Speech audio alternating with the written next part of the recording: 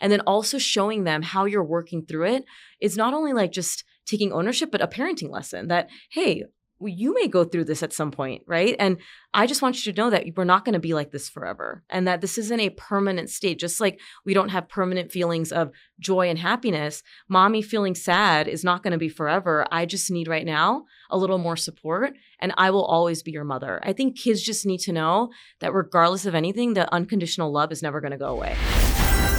Every pediatric visit tells two stories.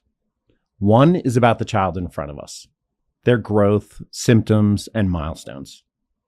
The other belongs to the parent beside them, often unspoken, but deeply felt. In this episode, we're talking about parental well-being and why it belongs at the center of pediatric care. From chronic stress and mental health challenges to resilience and support systems, a caregiver's experience doesn't stay in the background. It shapes a child's biology, behavior, and long-term health. This is Charting Pediatrics.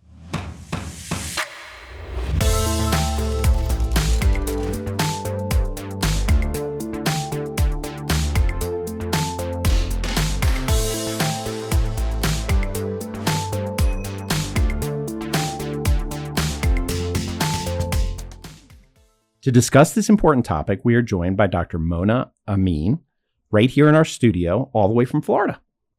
She's a board-certified pediatrician, a mom of two, and founder of the incredible podcast, PedsDocTalk. It is a globally recognized platform reaching over 1.5 million people. Mona, welcome to the podcast. Thank you for having me. It's so exciting. I was just saying to you off camera that, I'm a little starstruck. I've listened to your podcast and watched you on YouTube, and it's just such a pleasure to jump into this topic with you.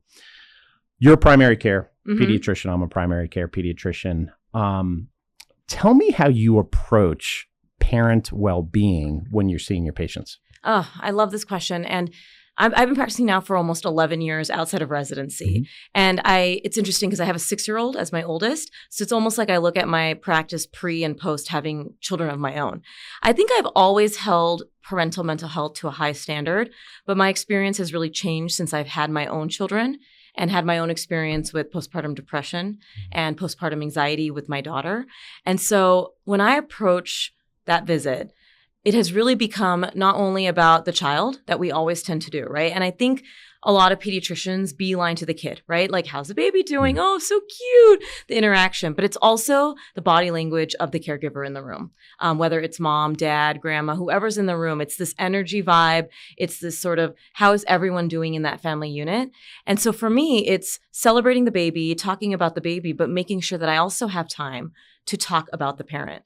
And through my experience, having my own mental health struggles, I think I've just really learned to realize when I think a mom or dad needs a little more TLC or a little more questioning into how they're doing, or even if I don't feel like they need it, just addressing like, hey, everything's going great with the baby. How are you doing?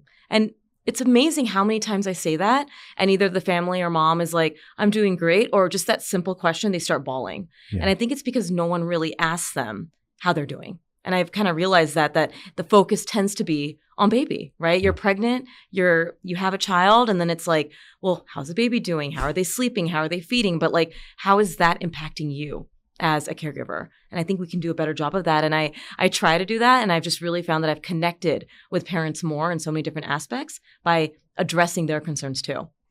You mean so many things happen early in life, right? Yeah. And not least of which is sleep deprivation. Yeah. Oh my gosh. I mean, and I think for the moms who are wanting to breastfeed, trying to do that, often the burden of care is mostly on them.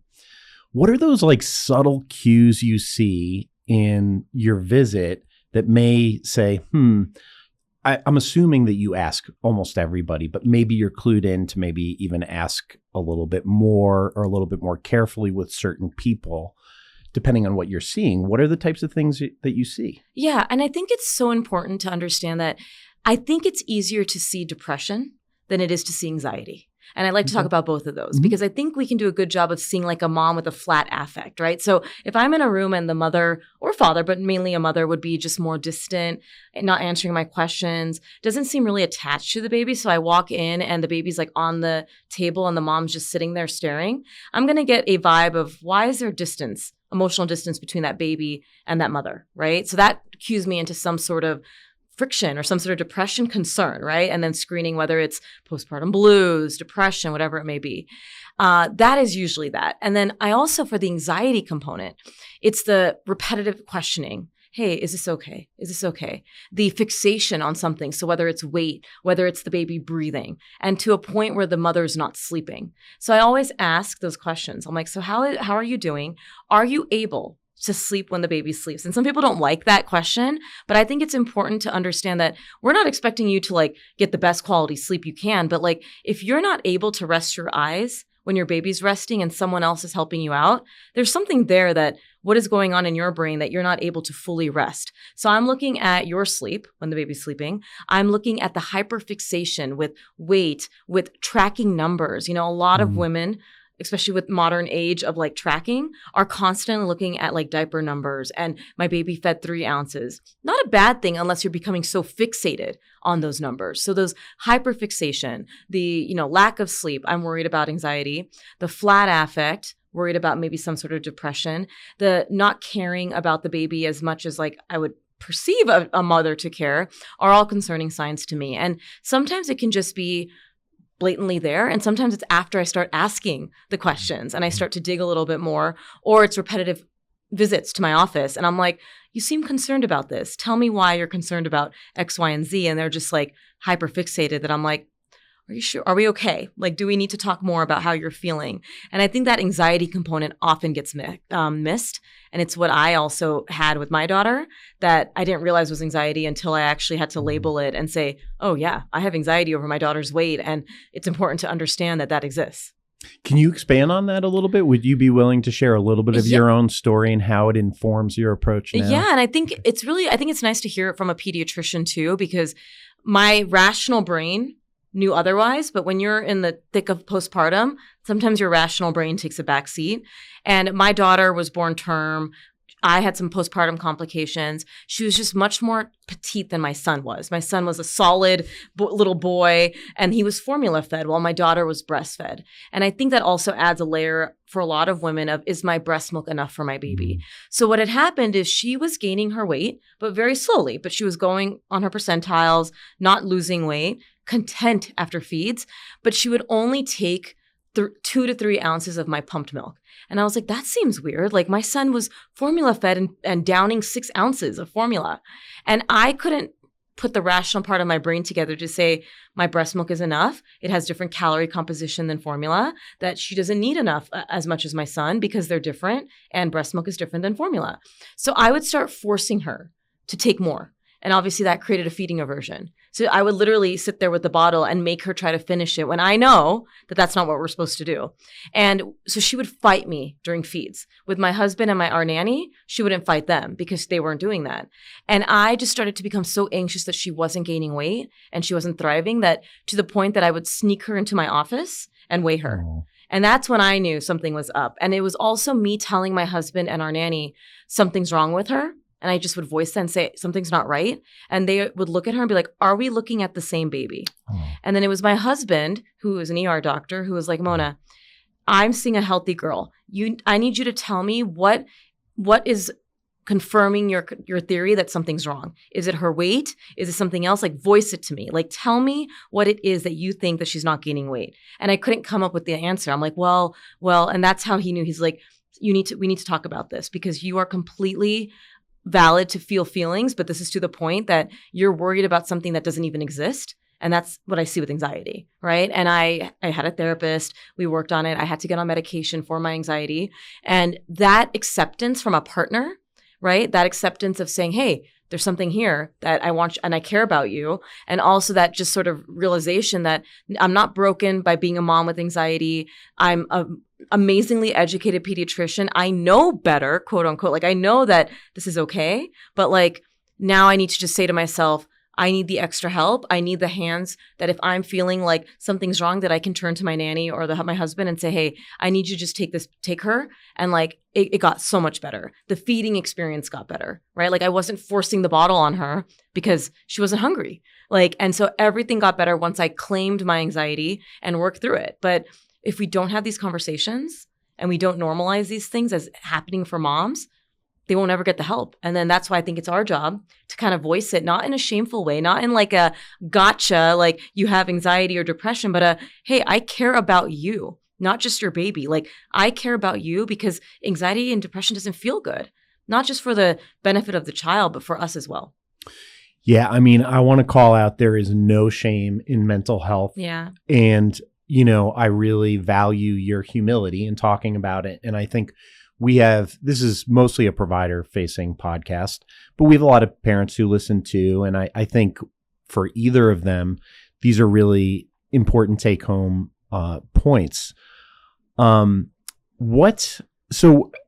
I think we're focusing a little bit on the first part of life.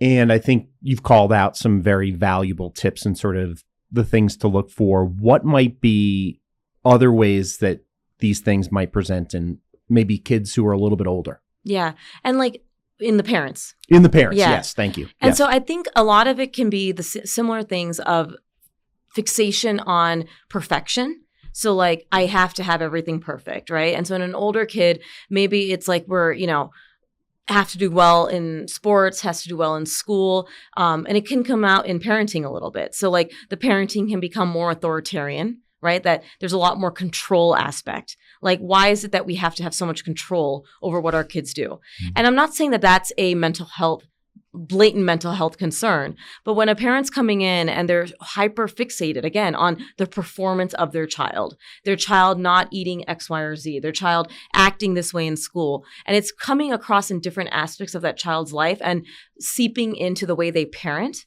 and again, becoming more authoritarian than it is authoritative, that's when I'm a little more concerned. I'm like, why do we feel like we need to have that control over the child? And that could come from a parent's upbringing, that maybe they had authoritarian principles as they were raised, or maybe they weren't, but they feel like they need to have a say in how their child's outcome is set, is when I get a little more concerned there, into that older child. And again, this is all, we are general pediatricians, me and you chatting, like, it's so much of this continuity thing, right? It's not like one time they come in and I'm going to be like, something's up here. It's that repetitive sort of nature of like them feeling this sort of need for control in that newborn period, them asking the same questions over and over. And every time I give the answer, they don't like the answer. And sometimes it's me saying, I don't think you like what I'm saying right now. Or I don't think, challenging them, like something's not, I feel like I'm saying something and you don't like the answer I'm telling you. What's going to make you feel better? Or like when I call parents out in a very loving way, and my patients know that it's not shameful. It's really, hey, are you okay? Like, are we okay here? And they're like, I just felt this, that, or the other. I think it just gives so much more strength to that family to say, yeah, something's not right here. But in that older child, it's definitely looking at, do we feel like we have this need for control? Do we feel like we have to, have that control over every aspect of their life? And where is that intent coming from? And why? Because we shouldn't be parenting with authoritarian styles. And in this day and age, we know better as pediatricians. I know that. Parents, I think if they were raised in that, know that it's not the right way. And so I want to challenge them a little bit as to why they're feeling like they have to control. Yeah, so I'm interested. You've mentioned a little bit about sort of an approach, and I heard two things. One is like really confronting a family, maybe being sort of brutally honest or something like that to the family. The other is to come in at much softer angle, kind of a loving, compassionate angle. How do you decide which to use? How do you approach it? Yeah, I think when you're meeting someone for the first time postpartum, right? You don't have the relationship yet, right? So it really comes down to the relationship you have with that family. And so postpartum, I'm much more delicate because one, they're delicate. And I want to be very clear that I understand that as a mom who's gone through that twice, that there is this degree of, one, that mother doesn't want to be seen as someone who doesn't know what she's doing. Number two, like you had said earlier, if you're failing at breastfeeding or if you're failing at sleep. And I use that word failure because that's perceived, right? That maybe my kid's not getting enough. Maybe I can't breastfeed when I wanted to. Everyone's saying that my baby should sleep 3-hour stretches, but they're not. There's this deep sense of failure that mothers can feel. And then that's the worst thing they can feel when they have just birthed a child. And so really coming from a softer angle postpartum. The more rougher angle is when I've established the relationship and parents know that I'm that type of doctor that loves them, but also will call out when they need it. And so that is the difference, right? And everyone probably tuning in probably has that relationship, and maybe they change the way they communicate based on the family, right? Some families need a little bit more hand-holding. Some know you to be that sort of like, straight shooter. And so my continuity patients that are a little older, they come to me because they know I'm going to be that straight shooter. Maybe they got me postpartum when I was more of that delicate person, but now I'm like, hey, you've been through this. I see this happening. How can I approach it a little bit different than you? So that is, I think, the difference. I will say no postpartum parent wants the rough angle. I don't think anyone, because one, you're still establishing a relationship with them. And two, they're just very vulnerable emotionally, that I think it needs to be softer. So when I say softer, it's that sort of, how are you doing? Like, how are you doing today? Like, I talked about your baby, but how are you feeling? And, oh, doctor, no one's ever asked me that. Well, I'm asking, like, I want to know, like, I know it can be really tough. Or if they've had a C-section, or you see them getting up to put the baby on the exam table and you see them struggling a little bit. Oh, how are you doing? Like, did you have a C-section or vaginal delivery? Oh, I had a C-section. Oh, in my experience, I can relate. Oh, me too. Like, are you doing okay? Like, have you been able, like, do you have help at home? Again, getting those little moments while you're examining the baby of like asking how they're doing, what support system they have, so that you're setting the foundation that I care about this baby so much, but I also know that you matter to that baby too. And although I can't give you help right now, I care so much, and I want to put in your brain that I care so deeply about you and your well-being, because that's how you're going to have a better experience for your child. I think we all know this, but my personal belief is that the most positive predictor of good development and mental health outcomes for children is the mental health of a parent, right? And the physical well-being of a parent. If we can't have that for our families, if they are stressed, if they are overwhelmed, they can't parent even if they want to parent well. Like, I can talk a parent's ear off about sleep, tantrums, picky eating, but if they're struggling mentally, it's not going to register. And then we're not going to be able to reach them and do the things that we want to do. So this is why all these conversations matter so much, because I want to actually make change for your child. And in order to do that, you need to have the buy-in as a parent. And that means me understanding where you're coming from at this moment to register all that information. Yeah, I've also had anxiety and depression in my life, and been on medication and seen a psychiatrist. And I know that when I'm struggling, it is hard for me to show up for my kids in the right way. Yeah. And so what you're saying right now really resonates with me. I also, what is really standing out for me is that continuity is king, right? It's the most privileged, amazing thing that we get to do, see these children grow up, be a part of people's lives. And I think that establishing that rapport makes a huge difference. That being said, I also have some families that I find I'll try different angles. Yeah. And it's difficult to sort of get through in terms of, what is the context of your life and how are you doing? Have there been any other, I assume that one of the things that works is just sort of repeatedly being there, checking in and continuing to check in. And I have found that works sometimes, but are there any other sort of methods to, checking in on a parent well-being that you have found that work? I've learned through the years that you can't help what doesn't want to be helped. And that's very important to understand. And I think that was a hard realization for me as a pediatrician, because I think we just want to help everybody and feel like everybody should accept our help. But there comes a point where you can only do so much, right? Mm-hmm. And that is hard to swallow, because we want to have the best outcome for our child. And we know that if I can get through to this and if I do this, then that would help. And that happened probably 6-7 years into my career, that I was like, okay, I can only do so much. Now, of course, we have families that may need more support systems because they don't have the support systems of transportation, they have struggled bringing their kids. And of course, if we have social work, if we have other ways to help the systematic issues that are causing that family not to be able to come, that is what we try to use, right, in our clinic too. And I'm sure a lot of practices have some way of like supporting those families. But for the family that comes in and you're talking to them, and I've had those situations where I know we need to change the mindset of the family. I know that the mother or the father, and I think we should also talk about the non-birthing partner too, that they have their own struggles that they're dealing with. I think it comes down to that repetitive nature and also reminding them that we're on the same team here and saying, hey, I've noticed that you guys keep coming in for X, Y, and Z. And I love it. I love seeing you, but we keep having the same conversations over and over. So what do we think that we need to do that to change this? And I am very blunt about that. And that's not I'm annoyed by this. That's what do you guys want, right? And I think oftentimes we just kind of wait for the family to tell us, but I've just learned to be very transparent, especially with your frequent flyers that come in of like, what is it that you want? Do you feel like we're not communicating well? Do you feel like you need something different? Because if they don't, I've had families that keep coming to me and maybe we're not meshing well. Maybe they need a different vibe of a pediatrician. Maybe they need one of my colleagues. And I ask them blankly, I'm like, hey, do you want something different here? Am I giving you what you need? Or do you feel like you need something different for me to get through to you? And just those honest conversations, right? I believe so much of what we do is healthy communication without ego, right?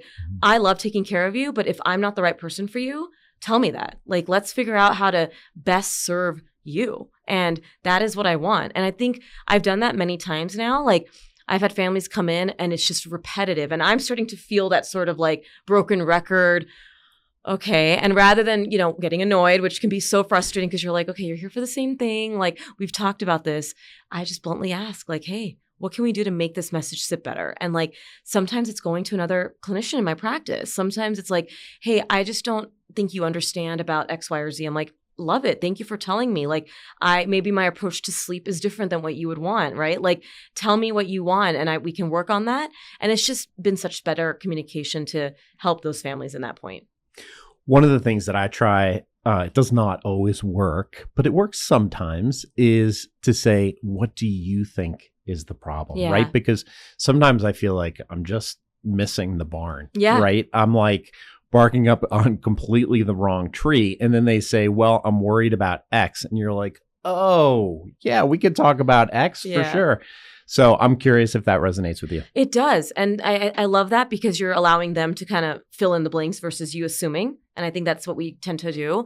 And one of the big things that I say that I think has really helped, and I think I mentioned it already, but this sort of, is there, when you feel like you say something and there's a pause or there's some sort of feeling or look of that they didn't like what you said, it's really just hey, I think I see that you're concerned about X, Y, and Z, but I feel like my answer is not giving you what you need. What would make you feel more comfortable today?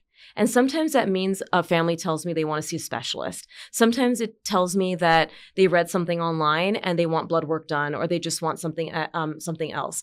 And I'll be honest, when I started my career, I used to be very anti-referral, meaning I would refer, but just for that second opinion, I was like, no, we're talking about this. I don't want to waste my colleagues' time. I don't need to do the blood work. But as I've just become a mom and have practiced, I'm like, if this makes you sleep better at night, and you feel like you want to go see the specialist, I will put that order in for you. Because at the end of the day, I want them sleeping better. And if it means that they have to go see someone to tell them the same thing, I will put that on the referral, parental reassurance in the notes, whatever it may be. And they come back to me and they'll say, yeah, I saw the GI doc or I saw whoever, and they said what you said. And I'm like, did that make you feel better? And they're like, yes, it actually did. And if it doesn't, we have to dig a little bit on are we missing something as doctors, or is it truly just a parental concern? Because the other thing that comes in is gaslighting, right? I want to be very clear that when I had my baby, I was gaslit by the medical community. They thought I had anxiety when I actually was very sick.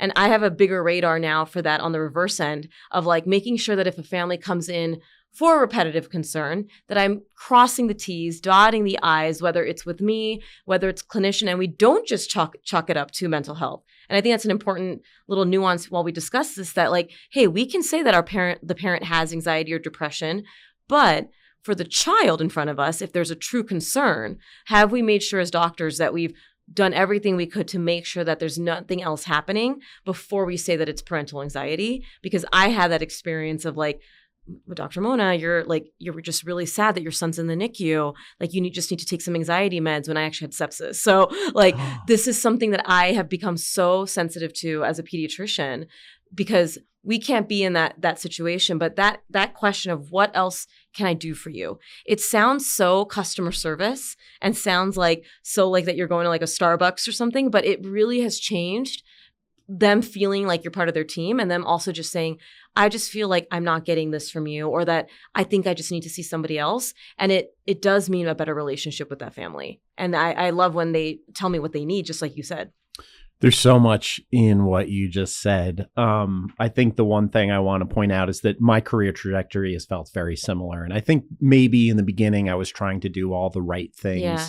And maybe a little bit prideful in terms of like, I can do this. And, but I think over time, a couple of things. Number one, you don't want to miss anything, right? If someone keeps knocking on your door, you want to be sure that you're addressing the needs. And then the second thing is, I do think it's a reasonable use of the medical care system if you have done your due diligence and the family is suffering at home. It all comes down, what do? We ease suffering, right? And so if they're suffering at home, I do think it is reasonable for them to get a second opinion or speak to someone who knows more on a certain topic matter than I do. So that really resonates with me. Yeah. And I love what you said about the ego thing. I know a lot of our listeners are doctors, and this is not something that I think just only applies to me and you. I think I see it in my colleagues. I see colleagues who are practicing for longer years than I have that still have that ego, that I'm like, if you could just drop that ego, I think we could help so many more people and that you would serve a larger population. And that's not only just for what we're talking about here, but in a lot of the things that parents approach us about. And remember, we are constantly evolving in what we know in the parenting world, in the world of medicine, and understanding that we are also lifelong learners as pediatricians, and that is the cool thing about being a doctor and practicing medicine, is that we're always learning. I can attest to that. I had a huge ego out of residency. And I think it's almost like we learned that through like the training, like you got to do it and then you're going to go out, and very quickly humbled, like very quickly. And it took a lot of interactions for me to say, why do I have this ego that I have to be right? And once I realized that I don't have to always be right, I don't have to know everything, I have to use the expertise of my colleagues, subspecialists, all of that, everything just seemed lighter. And I just became an expert at what I knew, right? Like I really love child development. I really love parenting. Am I the best at handling complicated asthma? Am I the best at handling complicated ADHD plus neurodiversity plus all of that? No, but I have colleagues that can help me. And as I learn more about those things, I can get better. But like knowing your strengths, noticing what you're good at as a general pediatrician, I think can really help the whole ecosystem of, parenting and helping our patients and helping them feel more seen. Yeah, I think topic for a different day. And as I told you off air, my focus was residency training early on. But I wonder if we don't teach well the art of medicine as well as we say, this is right, this is wrong, this is the way you do things, et cetera, et cetera. So topic for a different day. So we've been talking about sort of the interaction between the provider and checking on parent well-being and how that affects the child. It makes me think of many scenarios where I walk into a room and I'm with like a 14, 15-year-old kid, and you notice some tension in the room, and maybe mom or dad is fixated on something and the child's rolling their eyes a little bit, and you ask to talk to the child privately. You do your heads exam and you start talking to the child, and you start realizing that there is some real tension. Yeah. How do you approach that? Ooh, I love this because one, I love taking care of teenagers. I think they're a very interesting population. And what I want to do here is not take a side, right? I think what can happen easily is when you notice something in that room and you may feel like the parent is being a little bit too much for the teenager, that when the parent leaves, you want to talk to that teenager and say, hey, I know like your mom's being like this. That is not our role. Our role is to be the team member for the parent as well as a team member for the child. Because the last thing we want is the parent to feel like we're on the teenager's side, or the teenager to feel like we're on mom or dad's side. And what I mean by that is not seeing the perspective of the other person. So what I usually like to do is when I find that vibe, I am talking to the teenager, I'm doing my exam, maybe the head exam. I'm like, hey, are you concerned about what your mom brought up to me? Maybe mom is talking about that he doesn't eat vegetables or that he sleeps too much or whatever it is. I asked the teenager, I'm like, how are you feeling about what your mom said? I think it's fine, doctor. Like, I'm okay. Great. Maybe we should have a team conversation about this. And then they've never said no because now they know that I care about them and like, we'll have that conversation. Pulling the parent back in, having what I call the triangle where I'm seated, the parent's there, the child's there, and we bring up that concern again. Now having talked to the child and I say, hey mom, I talked to so-and-so and, he's feeling like this isn't a concern for him. What makes you concerned about X, Y, and Z? And then I just have it almost like a therapist, and that's, we wear a lot of hats, right? And then we start to see, okay, where is there a divide here? Where can we find a happy middle ground?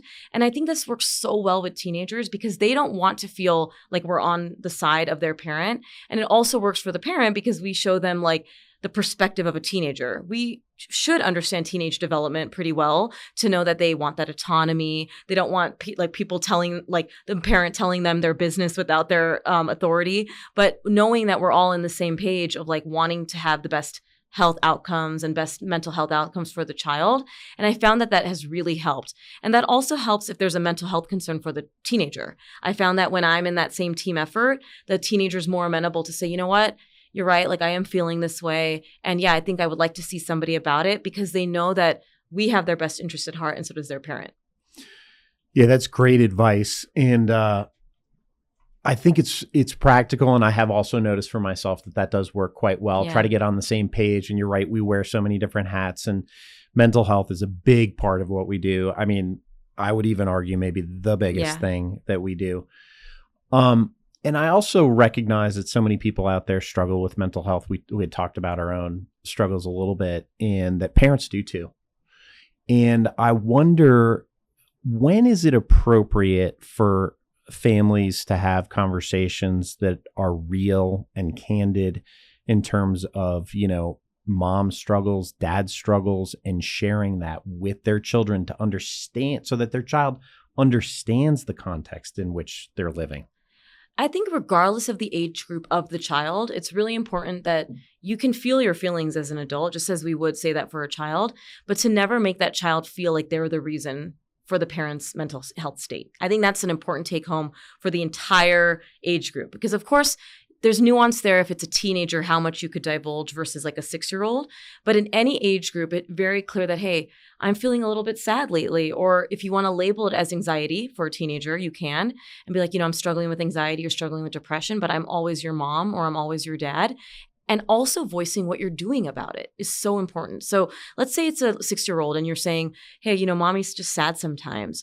But you know what helps me feel better? Talking to people. Or, when I spend time with you, like these things make me feel good. Or a teenager, I'm seeing a therapist and that's what's really helping me. I think that combination of ownership over the reality that you're in, not blaming the child at any point for what state that you're in, because it's not their responsibility, and nor should we ever make it. And then also showing them how you're working through it is not only like just taking ownership, but a parenting lesson that, hey, you may go through this at some point, right? And I just want you to know that we're not going to be like this forever and that this isn't a permanent state. Just like we don't have permanent feelings of joy and happiness, mommy feeling sad is not going to be forever. I just need right now a little more support and I will always be your mother. I think kids just need to know that regardless of anything, the unconditional love is never going to go away. And that although we're struggling physically, mentally, whatever it may be, that we always have their back.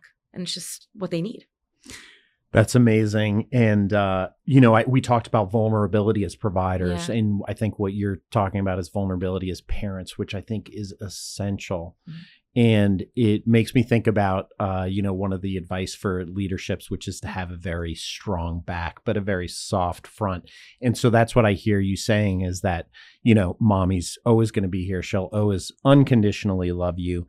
And I'm having a little trouble. Yeah. And so I'm going to get some help and take some steps that will help me. This discussion has been amazing. I'm just so excited about this podcast and about having you here. We're going to record another episode tomorrow. I'm so excited for that. We've talked about so many things. What would be like 3 take-home points for our audience? I think the first one would be change the ethos and the ego, right? Understand that you may not be perfect and educate yourself on mental health concerns if you're not aware, right? Understand that there may be some issues that you may not be familiar with and just get comfortable with knowing that you may need to help someone if they need help. Number 2 would be getting better communication strategies, which is what we talked about, right? Like learning how to read the room, learning how to kind of understand when you need to kind of communicate a little bit differently, be a little bit more soft, be a little bit more harsh. And that's just going to depend on your style and your relationship with the parent. And the third one would be looking out for the primary caregiver, which may be the birthing partner, but also looking out for the non-birthing partner. So even in surrogacy, even in a male, we have to understand that there's also mental health concerns. So when we ask how everyone's doing. Like, don't just ask about how the mom's doing. If it was, a baby that she birthed, ask like how dad may be doing. If he's not there, just ask the person who's there, how are you doing? Like, and it's a simple question, but you may get a lot of information that may help you better help that family with whatever they may need. It's great advice, Mona. We always like to end our episodes by asking, what is the favorite part of what you do every day? I love being able to see the continuity. I also love now more than ever being able to reach the parent. I went into pediatrics thinking that it's all kid focused, but have now realized through this conversation as well as a point that it is about the parent. And when I can have a parent come back and tell me, thank you for letting me cry in your office. Thank you for helping me through a very vulnerable time. Thank you for helping me fix an issue for my child. I know I did the right thing. Well, thanks for all you do and thanks for being here. Thank you.